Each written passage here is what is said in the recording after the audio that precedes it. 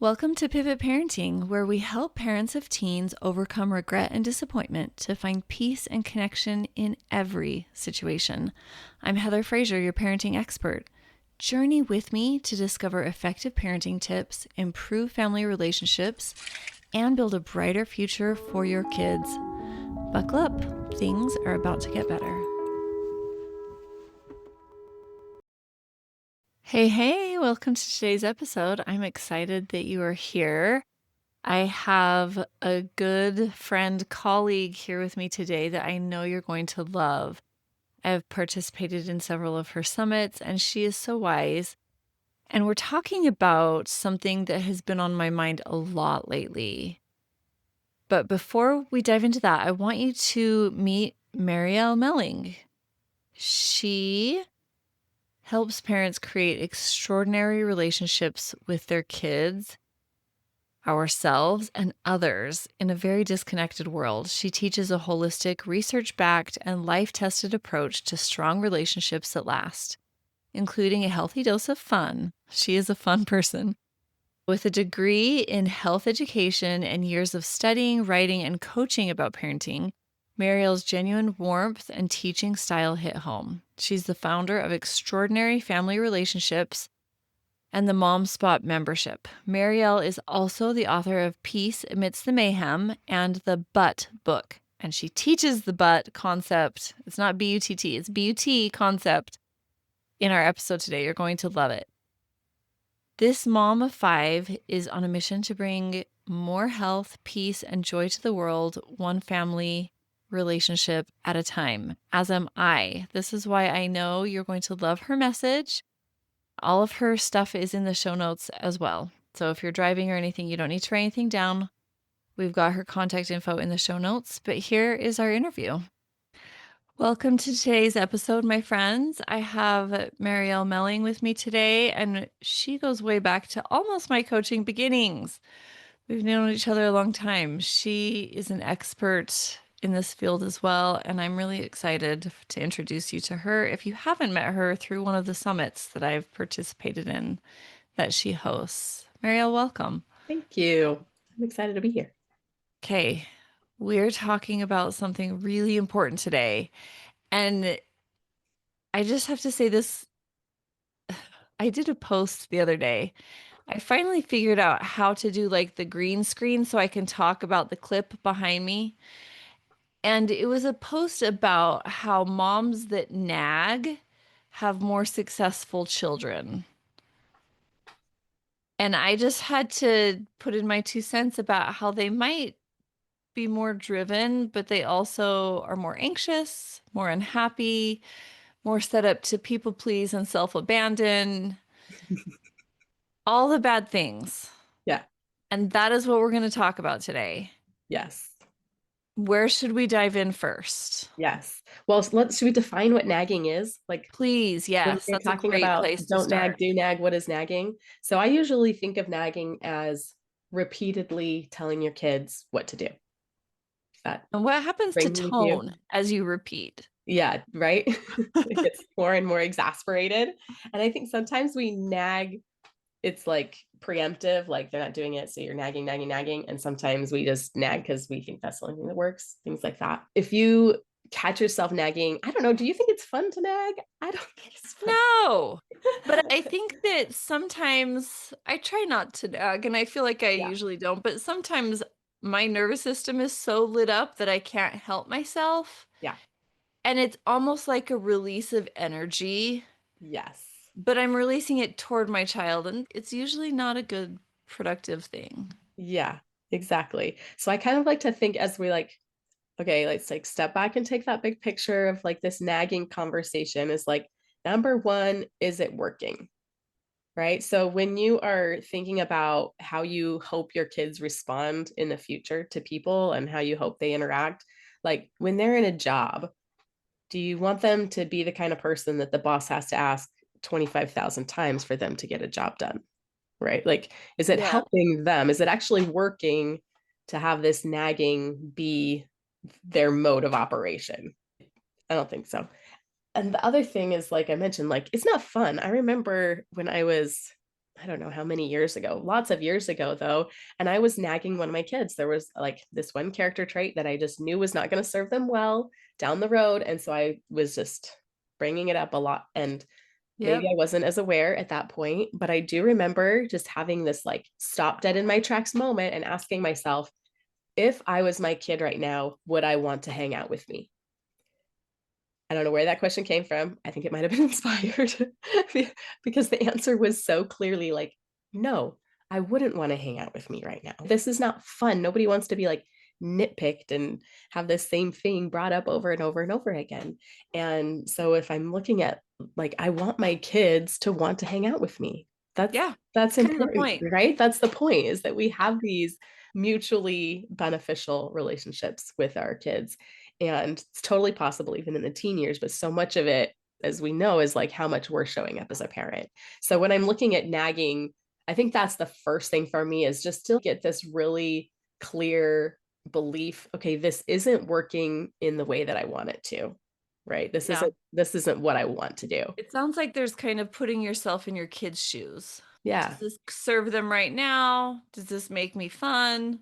Mhm. What is their perspective and experience of me constantly telling them to do the dishes or put their shoes away? Yeah, and I think not. So then I think it is valuable to say, okay, then why do I do it? Because people do what works for them. We always do what works for them. Why do I keep doing it? Why do I Yeah. keep nagging? Right. And I think a huge one is what you said earlier that it feels like we're doing something, right? It feels like I Yeah. haven't given up on my parenting. It feels like I'm being responsible and like How I'm, else are they going to learn? yeah, if I don't, if I don't Yeah. stick to it, You have right? to do your homework before 9 p.m. Yeah. Uh, Yeah. and then I think it also, I mean, like you said at the beginning, something about it works. It seems like eventually they get the job done, or eventually they are Yeah. But do you doing want to these know a actions that secret? look responsible. I do. Okay. I have clients who nag and then they leave town and they're afraid Yes. nothing will happen, but Yes. it all happens just fine. It's so weird. Amazing, right? So weird. But yes. So why do I do it? Because it feels productive. What else? And I think it is this release when we are frustrated, Yeah. when we have fear that it's not going to happen, or I'm not a good enough mom, or I mean, we have so many fears kind of Yeah. lurking throughout our parenting, right? And this is one way that we soothe that is with doing something about it, is with, well, I'm doing all I can. So if it still doesn't work out, at least I know I'm doing all I can because it feels more proactive than some of the other things we might talk about that, or it's the only way I know. Maybe I just haven't learned those other ways of Yeah. interacting that are True. Okay. Is there a third step? okay. So I think once we look at the whys, then that allows us to stop. Because if I think about, we talk about this a lot with kids, right? That their behavior is communication. And so if, well, they just acted out. So what are they trying to tell me? But it's the same with our behavior too, Yeah. right? So when I keep nagging, what is it that I'm trying to communicate? What need am I trying to have met? Because it's an absolute choice. And I always tell parents this, I can guarantee that you do not have to nag because that is a choice and you are 100% in control of that. Isn't that great? So much of parenting is not in our control, Yeah. but What if whether they're or like, not you I nag need the is. kitchen clean? I need the kitchen clean and they're not doing it. Yeah. What do you So say to that? so if we look at like figuring out that why, what is that reasoning and what's the need that I have, then we can fill those needs in other ways that aren't nagging and learn how to Okay, so communicate in other what ways that I aren't nagging. just I'm gonna push back just so Do parents it. can see what you mean. So I think my need is a clean kitchen or kids in bed.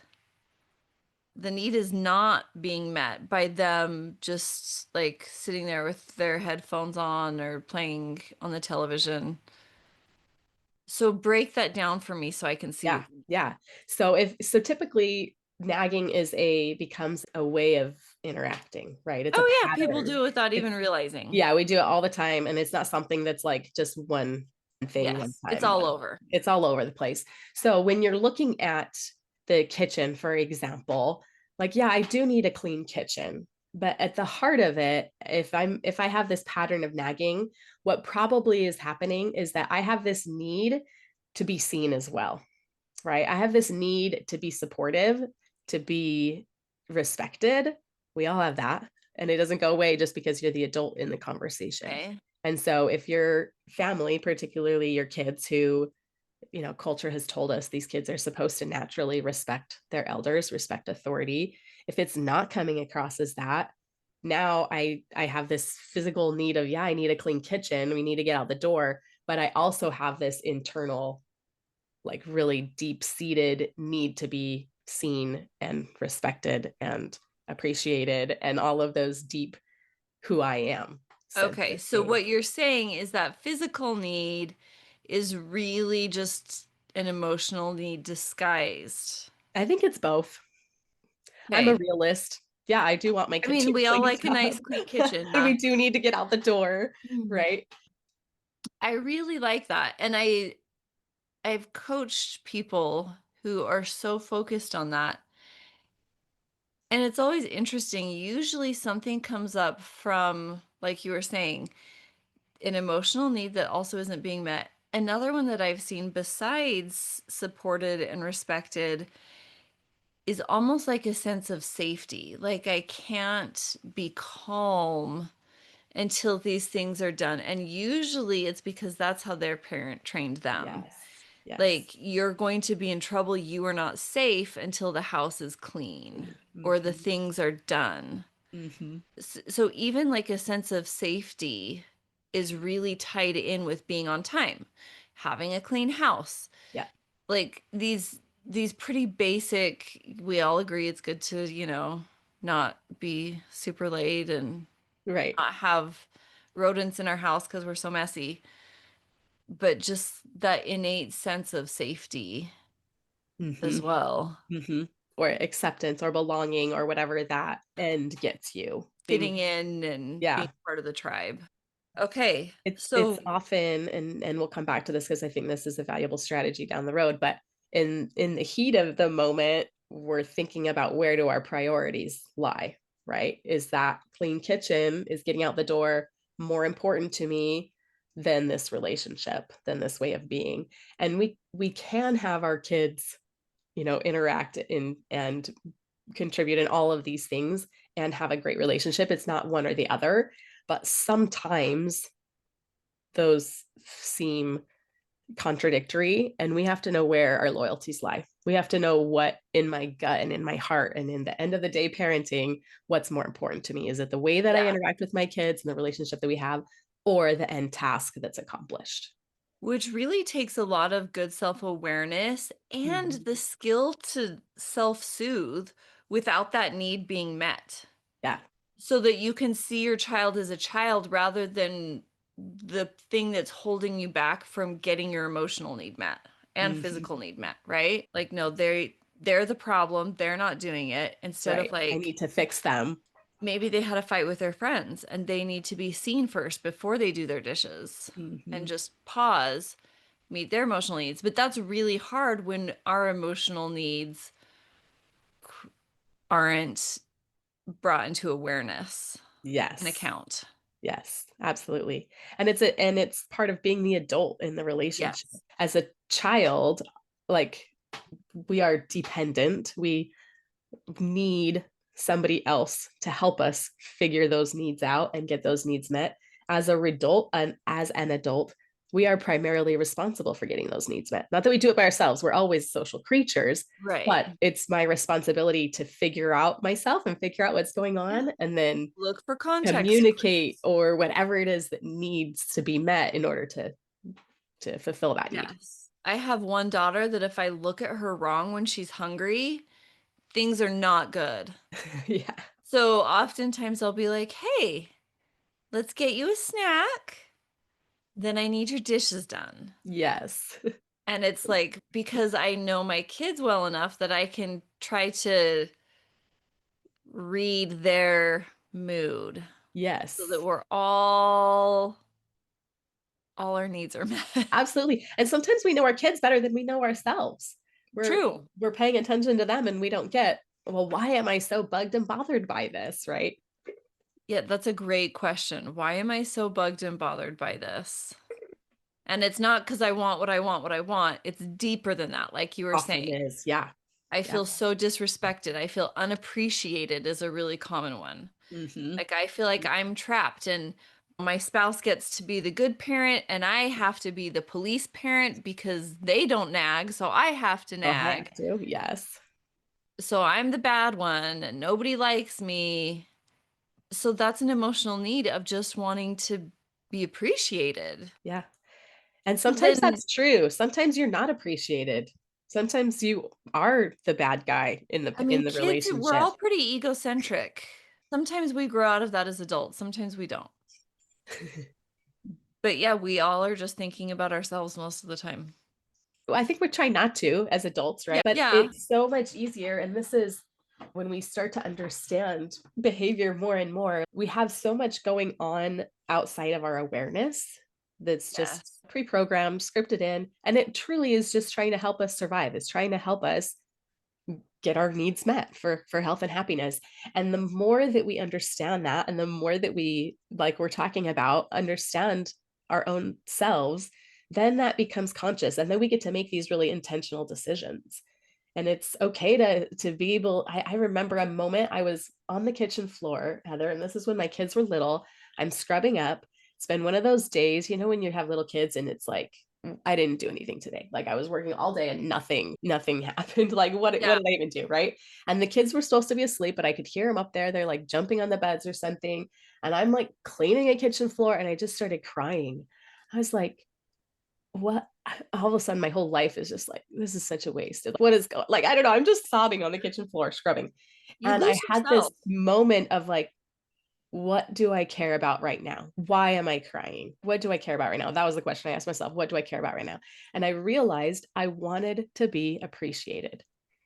And it was kind of silly because I was like, who do I expect to appreciate me at this moment? My kids are little, they're all up in bed.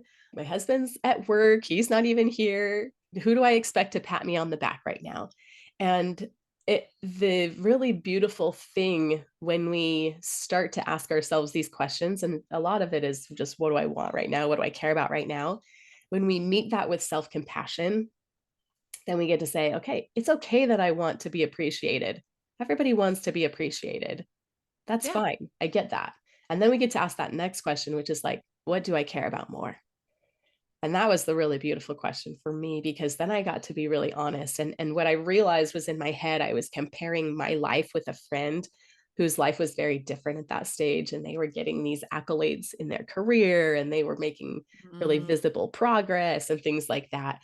And Yep. and so I had this comparison going on in my head and wasn't feeling appreciated for what I was putting in. But when I got down to, okay, I want to be appreciated, and what do I want more? I do want my kids to know that I love them, and that's what I did that day, right? Like, it was helping them through these emotional letdowns, and that all of a sudden, this scrubbing this floor was because my husband had been working so hard, and he loved coming home to a clean house, and this was like a tiny service that I could do for him, even though he wasn't there, right? So all of these things, and they're playing up there, and it became this beautiful moment of, it's okay to want to be appreciated, and I can bring that to myself. I Yeah. can, because I'm living aligned with what matters to me right now. I would have Yeah. never gotten there if I hadn't taken that moment of feeling crappy and dug Okay, into that's what's what I going wanna on ask you inside. about right there. That's what I wanna ask you about because your self-awareness seems really amazing. How do you get there? As far as I know, a lot of people that I talk to, that's super uncomfortable Yes. to pause and really be able to reflect in that way. It feels very scary. Hmm. It feels impossible. It feels very dangerous in the sense that what if I see something that I don't like? Like it might threaten kind of a sense of who I want to present or who I want to be. Yeah. So how do you get there, Marielle? I think that a really strong foundation is recognizing, embracing, really truly believing that it is okay to be human. And Oh, how I did you love get this. The there? happiest people are human, happy being human. And we have these, again, it comes back to fear, right? Like if other Yeah. people knew what was going on inside me, they wouldn't accept me. If other people knew what my house really looked like, if other people knew what I just said, if other people knew what I was really thinking, we have all of these fears. But if we can say, you know what? Yes, I have fears. Yes, I have imperfections. Yes, I say things I regret. Yes, yes, yes, yes, yes. And so does everybody. I Okay, remember the so making Dalai peace Lama with talking about humanity. this. Yes, this common humanity. And he said, you know what, I used to, this is a quote, paraphrasing, of course, but he Yeah. said, I used to like look at myself as the Dalai Lama, what was expected of him as the Perfect. Dalai Lama and all of Yeah. these things. And he said, I would get so anxious. I would get so Yeah, anxious. that's fair. Yeah. And he said, but when I started looking at myself as a human in this world with 7 billion other humans, now what do I have to fear? And I thought, if anybody, he is the one and only Dalai Lama. And if he can, instead of seeing himself as that thing, instead recognize this common humanity that we all have and embrace that and accept that, so much peace comes from that because then you're not afraid of what you find when you look inside. Okay. I really think that this is kind of the key to the universe, not just nagging, to find that inner peace and to realize, I think a lot of times parents inadvertently handed us like you need to be perfect kind of Mhm. paradigms. Yeah. And I think it's because they wanted us to be happy and do what's best for us. Just like that quote, like parents who nag get really exceptional children on the outside. Right. So obviously therapy and coaching, and then just like repeating to ourselves when we notice it, like, oh, it's okay for me to be imperfect. It's okay for me to not have done everything, to not meet everyone's expectations, including my own. Yeah. Like, how do you go about that? I think you practice it. You Okay. practice it. Brene Brown, genius when it Her. comes to vulnerability, right? Yes. And we have all of these fears. If I'm vulnerable, people won't like me. But the reality is that when I'm vulnerable, when I'm real, people feel that and they want to be around that because that's them too. Because Right? It it's, comes back to that common humanity. I and it remember lessens our talking. shame. Yes, yes. I remember talking with one of my friends who was going through, or she had been through the 12 steps and always working them, but talked about, really a lot of amends that she had had to make, some really, really hard things that had happened during her addictions. And I said, how was that for you? And she said, I had all of this fear about how people thought of me and how people, hated me and were mad at me because of these things that were very real, like real ways Oh that I had yeah. hurt people. She said, I cannot believe the way that people responded when I made these amends, right? When we just practice showing up real, when we practice facing our fears, when we practice being imperfect and coming back and saying, hey, kiddo, I did that wrong. Let's try that again. I mean, whatever, just being real and being fully ourselves and Yeah. embracing all of the chaos and the emotion, all of that, when we practice that vulnerability and authenticity in that way, we start to see, oh, this actually does help me show up better. This does help my kids. This does help my relationships. I love that. And I think it's really important to understand the psychological phenomenon of anticipation. Just like your Yes, friend, and this is true with me and my kids and people in my sphere, the anticipation of doing something scary is usually the worst part. absolutely. Once we can actually open our mouth, and if you can't open your mouth, write it down Yeah. and like put that out there, it then the anxiety and the fear usually dissipates rapidly. Yeah. It is the anticipation of doing something different and scary Yeah, and and it's your brain vulnerable. protecting you. And the Yes. longer you have this feeling, this thought like, "Oh, I don't want to do that. That sounds scary." And then you don't do it and you survive. And so your brain goes, "Oh, look See? at we're surviving by not doing it. You better not do Yeah. it." And then you don't do it. And it just builds up. But all the while, our It just relationships are just jump. deteriorating because Just it do it. needs that vulnerability. Yeah. Yeah. Yes. I think that's really good.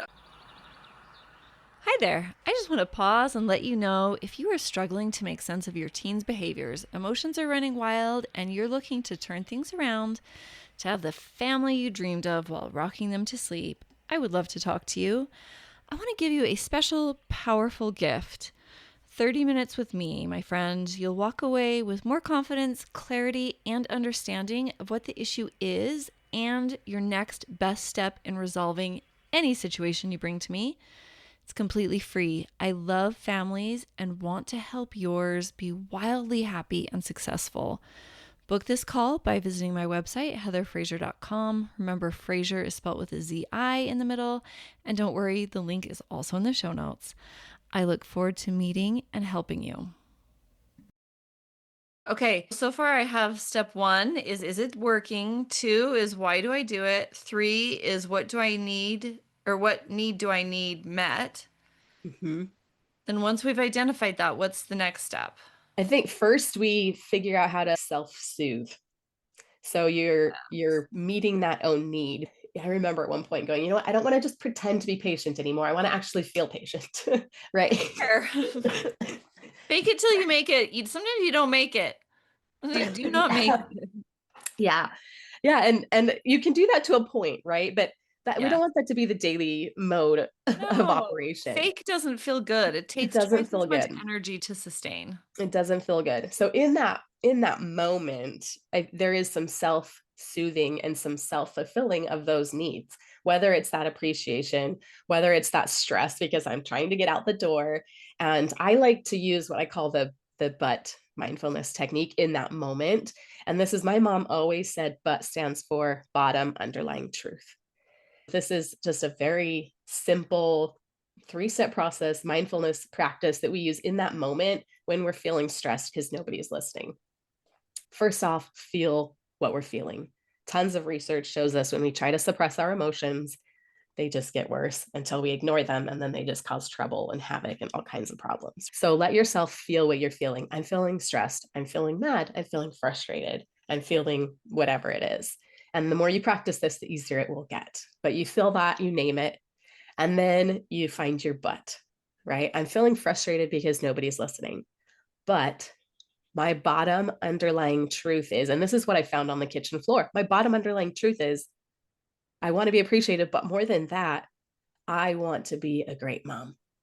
I love what I'm doing. This is my choice to be living this life. I want my team to listen to me, but more important than that, I want my team to know that I love them. So what is the most important to you in the moment? And if you do this outside of the stressful times, you're going to find those, like we talked about, those priorities. You're going to find those in those moments of silence, in those times of self reflection, even in the chaos sometimes. But sometimes in the chaos, it's hard to find it. And so if you've already thought through this and already figured this out, then you can bring that back to remembrance in that moment of chaos and just say, but I already know that my relationship is more important than this task or whatever this thing is at the time. So Okay. feel it. Step 1. Step 2, find your but. And then step 3 is find that intentional action, make an intentional choice that is aligned with your but, with your bottom underlying truth. I'm feeling frustrated because my kid's not listening, but my relationship is more important than this task. So I'm going to connect. I'm going to figure out what's going on here first, or I'm going to do it myself, or I'm going to, and there's kind of some other like big family things around nagging that we should talk about. But in the moment, this is a really, really valuable practice. Okay.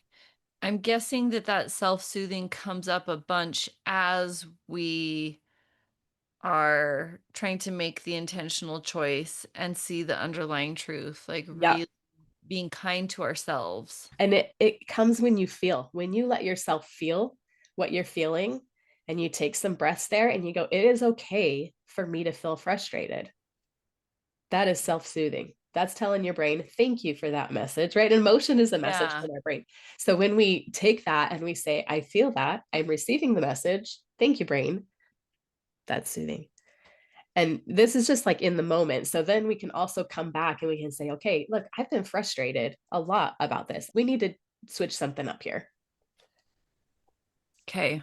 That's really good. And then is there a final step or is that the final step? Then we want to look at like when we're talking about nagging. So that would be like in the moment. But when we're talking about nagging in general, there's usually some, I would say, patterns and some systemic things that are going on that Uh-huh. we want to like shift the way the family dynamic is working. So shift the big picture. Yeah.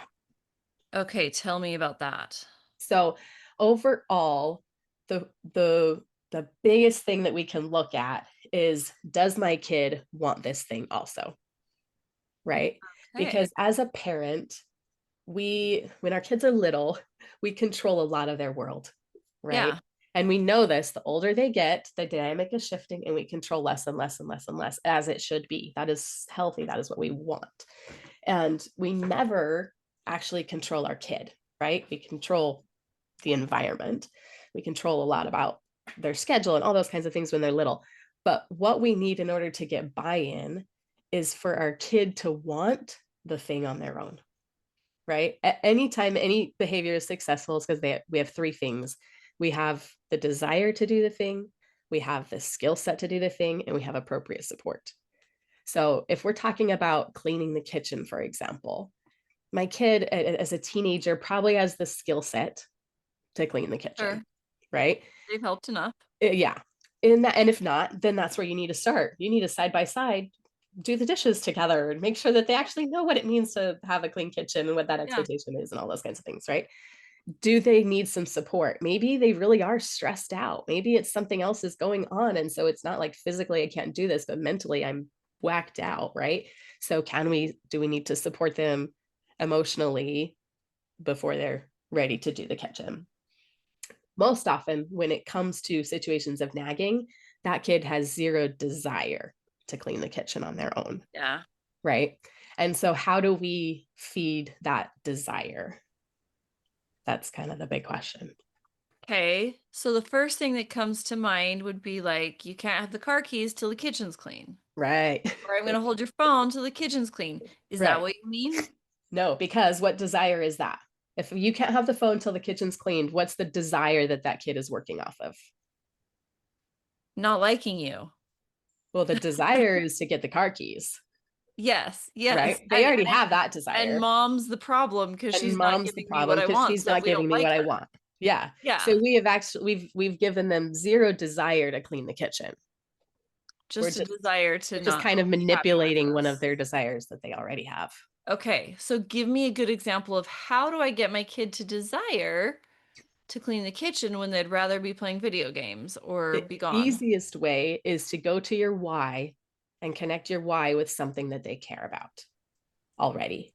So for example, and this is what we use at our house, like our why for having a clean kitchen is it's less stressful. It makes it inviting when our friends come over, all of those kinds of things. Like that's why we want a clean kitchen. Okay, so And our like kids want tribal that. belonging Yeah, almost. our kids want at some point, and there's some reasons that they might not, and we can talk about that. But our kids generally want, oh yeah, I do want to live in a space that feels good. I do want to live in a space where I feel comfortable bringing my friends over, where they're always invited. I do want to live in a space where I can find what I'm looking for when I go to make the cookies. Like those are things that I generally want. Now, why do I want to contribute to that? That's another piece of it, right? So that you get to decide your why, but a big one oftentimes for the kitchen is we are a team. Everybody contributes to this. So I'm helping you by you being part of cleaning the kitchen. You get to help like be a part of this team. And that is going to be so good for you when you're a roommate, when you are a parent, when you are part of a job. Like this is the kind of people that we are. It comes down to our identity. We are people who contribute. We are people who are part of the solution. And you are Yeah. capable. You can absolutely do this. So when we are kind of building this culture that is centered in why are these things important? Or it can be, you know what, everybody needs to be supported. Mom needs to be supported. I support you and you support me, and that's what makes a strong family, and strong family is important to us. So Yeah. there's no right answer, but it's going down to your why and then looking at, does my kid care about contributing to the family? Does my kid care about being capable? Does my kid care about being a good spouse? Does my kid care about being a good girlfriend or a good boyfriend? Like a lot of times when we're talking about maybe it's being disrespectful or snapping back or, hey, don't talk to me that way. It's, hey, is that the way that you want to interact with your boyfriend or your girlfriend or your spouse in the future, even Yeah. when you're stressed? Yeah, Let's what's going on practice for that, you? something Let's that look they at already that. care about. Yeah. Yeah, I have found for me personally, the less that I nag and the more I just show up in love and having fun and caring about them, their why often becomes just because I love you and I want to be with you and you're in the kitchen. So it's almost like the reverse cycle of my kids don't want to be around me because I nag. Now they're willing to like wipe down the counter while I'm doing the dishes because we're having a fun conversation and they want to Mm-hmm. be with me. So it's Mm-hmm. almost like the downward spiral versus the constructive upward spiral. You know, what came first, the chicken or the egg? Well, we have to love our kids so much and have fun together as a family. And yes, all the values that you were just saying as well. Every, Mm-hmm. every personality is going to be different, Yes. right? Yes. And another big one that comes into play that I think would be fun to tease apart the specifics is school. Yeah. Getting up on time and getting out the door, going to class and doing their homework and caring about their grades. And Yes. this could potentially have a slightly different spin than the house, helping around the house. So, connecting that with a why, let's start at kind of the same place for this one. Yeah. Break So that it's down it's for us. finding it's finding your why. What you're trying to do is get on the same page as your kids, right? It's saying, what do I value in this situation? What does my kid value in this situation? And now we're on the same page. Yeah, they And just want to so sleep. They just want to be with their friends. Don't see the relevance yeah. in So this, what right? was helpful for us to think, okay, this is good for them, right? And why is that good for them? And do they believe that as well? Yeah. Do they believe that that is good for them as well? Because most of the things that we want for our kids are should be good for them. So that's the first premise is I need to check with my own why and make sure that it's actually in the best interest of my kids. Is it necessary for my kids to get a 4.0 to be healthy and happy down the road? No. In Yeah. all honesty, it is not. It is not. That is not a Not. necessity, right? But what if they're not Now, going to graduate? Let's if go you're not going to extreme. graduate, is that the end of the world? Are They there have so many billionaires who aspirations. have not They want to graduated? go to law school. They want to, like, Yeah. you know what I So mean? part Like, they of it have these is aspirations and then they're not lining up with so their part of it actions. is part of it is helping be your kid's prefrontal cortex, but if that's what they want, right? So if Yeah. they want to go to law school, then you're saying, okay, what does it take to go to law school? This is what you want. I'm on your side. That's so important that our kids always feel, don't just cerebrally know it, but feel I am on your side. And if you Yeah. know what they want, that's like the basis of this whole idea is what does your kid want out of this situation? Do they want to go to law school? Well, that's easy because if they that's what they want, okay, how this is what it's going to take. Would you know what it takes to go to law school, not just get into law school, but then to be able to survive law school? You have to build these habits and these skill sets. And this might seem like a stupid class right now. It's the perfect opportunity to practice that skill set, to practice being on time, to Yeah. practice getting work done even when you have other things going on, to practice prioritizing, all those kinds of things. This is the perfect time to practice. So if they want to go to law school, that's like an easy. What if they still don't But get if out of they bed? What yeah. else could be going So on? if we know what they want and if we're on the same page with what we want, right? Mhm. Then we're going to say okay, and an even harder one is when they don't want, right? I don't care about going to school because I don't want to be a lawyer. I don't want to be this. I don't want to be that. I don't have any desires. I don't care about life. So when they're in that situation of not wanting things, then we have to look deeper because there's typically unmet needs for them right now, right? When people are healthy and happy, they want a bright future. They want what's good for I them. think that that's the key point, yeah, of not looking at what they're doing, but rather who they are in that Yes, moment. yes. What's actually going on there. So if they, let's say that they want to go to law school. Let's start with that. They want to go to law school, but they're not getting out of bed. You have a couple options, and again, you're staying on their team. So you're saying, "Hey, here's what I'm seeing. You're telling me that you want to go to law school, but you've been tardy 14 times. And is how is that going to play out?" And just listen, because maybe it's going to play out fine. Yeah. Some schools these days are fine with 14 tardies, and oh mom, I can still graduate. It's not a Yeah. problem. And if you have another problem with that, then talk about it. Well, is that respectful to your teacher? Like maybe that's the school policy, but how do you feel about that? Like, is that a good Yeah. have conversations about that, curiosity about that, figure out like where do they see going with that? Do they see it as a problem?